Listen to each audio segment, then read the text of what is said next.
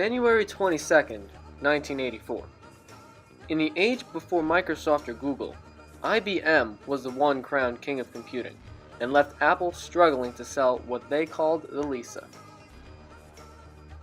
In an attempt to turn it all around and dethrone the king, Apple released a one-of-a-kind computer that some say revolutionized what a personal computer should do. It was around this time in 1984 where the personal computer was becoming more mainstream and directed to the general public. It was the perfect time for Apple to try and grasp the attention of the public and have them buy their product. Let's have a look at how they advertised it for the first time. Today we celebrate the first glorious anniversary of the Information Purification Directives. We have created, for the first time in all history, a garden of pure ideology, where each worker may bloom, secure from the pests, obeying contradictory thoughts. Our unification of thoughts is more powerful a weapon than any fleet or army on earth. We are one people. One will, one resolve, one cause. Our enemies shall talk themselves to death, and we will bury them with their own confusion. We shall prevail. On January 24th, Apple Computer will introduce Macintosh. And you'll see why 1984 won't be like 1984. Alright. Let's rewind this advertisement and take a look at it a bit more closely this time. While looking at it once more, keep in mind that Apple was really struggling to compete with tech giant IBM. At the time, IBM was selling a whole lot more computers than Apple, and things were not looking good for the company. Apple needed to figure out a way to reach out to the general public and tell them what made the Macintosh so special, and have them understand why the Macintosh was going to change everything. And what better time to do so than Super Bowl 18? Let's begin.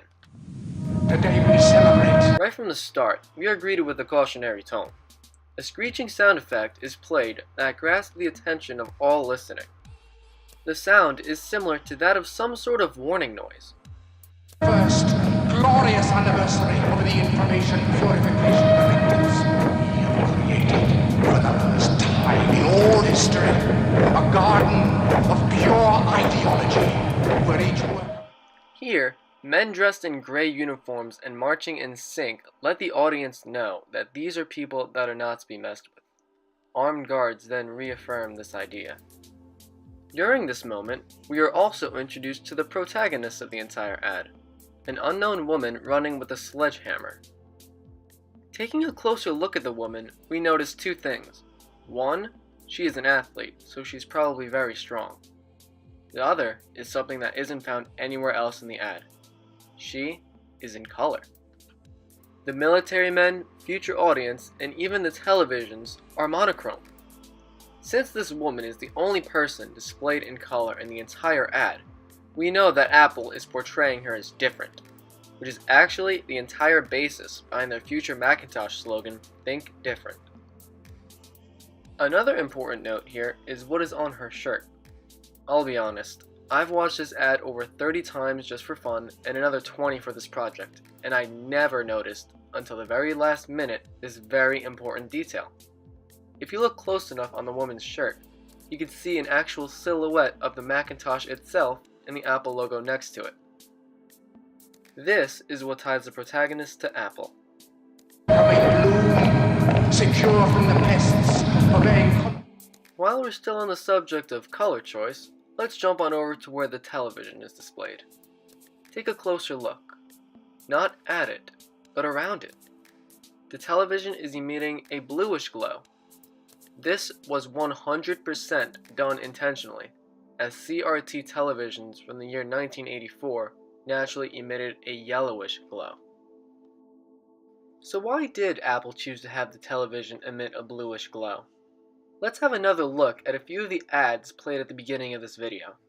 This time, take a closer look at the IBM logo.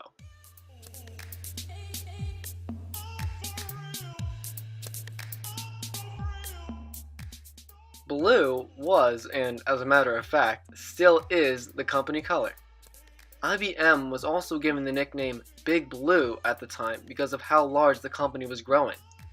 The man on the television is there to represent the company IBM.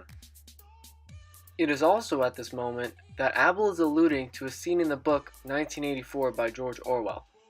This moment is exactly like what the 2 Minutes of Hate looks like in 1984.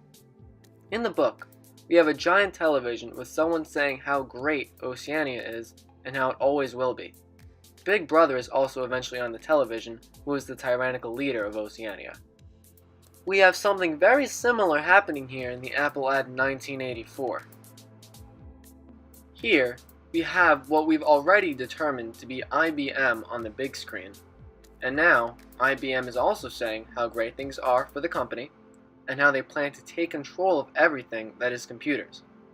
IBM is being portrayed as a tyrannical, power-hungry leader of the computer industry, whom have apparently been so for a while now, as in the beginning of this advertisement, there is a mention of an anniversary of some sort. This alone makes the viewer think of IBM as another bad guy in the story.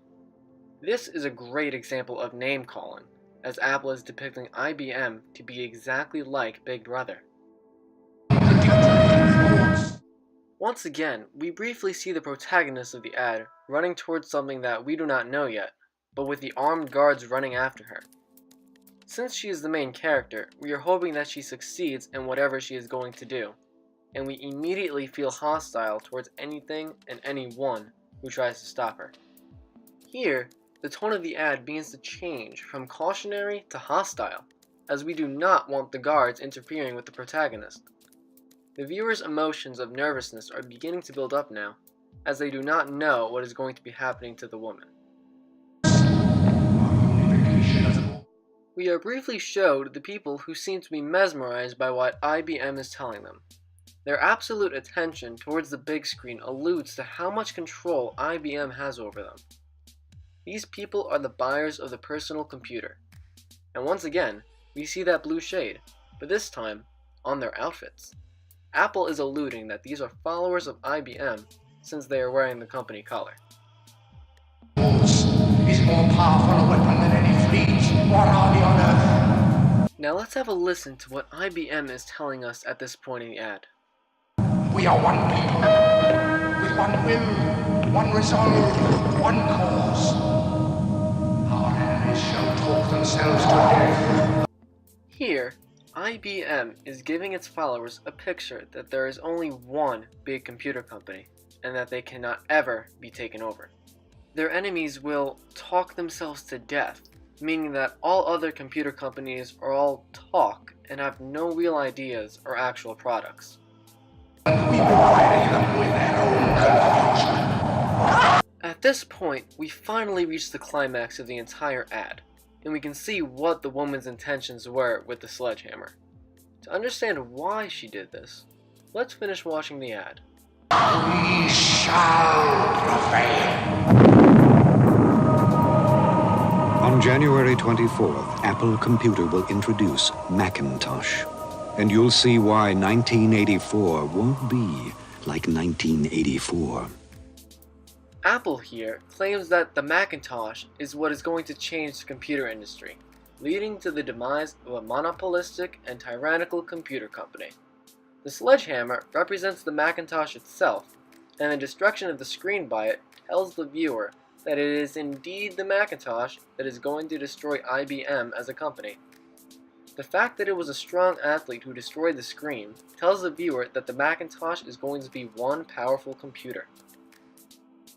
So, was this advertisement effective in any way? Absolutely. Over 70,000 Macintoshes were sold in 1984 alone. The ad itself also won many awards, including Greatest Commercial by Advertising Age in 1995, and #1 ad of all time according to TV Guide in 1999. Well, that's it for this video. Thanks for watching, and I'll catch you guys in the next one.